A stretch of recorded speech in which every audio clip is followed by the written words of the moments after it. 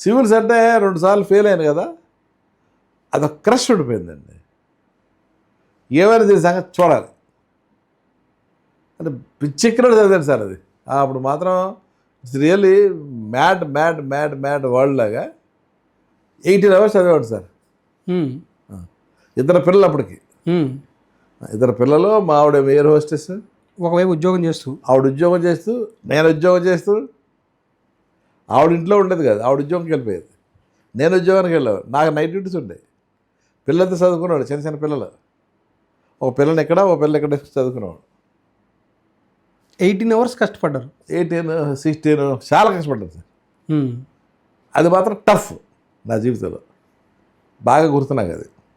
అది అయిపోయిన తర్వాత రిజల్ట్ వచ్చిన రోజు మాత్రం ఏడుపు వచ్చింది. ఎందుకు సార్?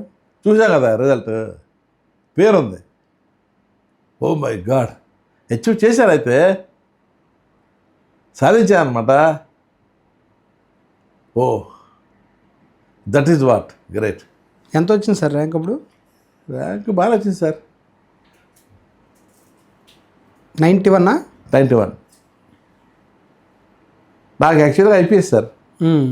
సో మా ఆవిడకి ఐపీఎస్ ఇష్టం లేదు, ఐపీఎస్ బాగుంటుంది కదా అని చెప్పేసి మామూలుగా ప్రయాణం రాస్తే కస్టమ్స్ ఇచ్చారు.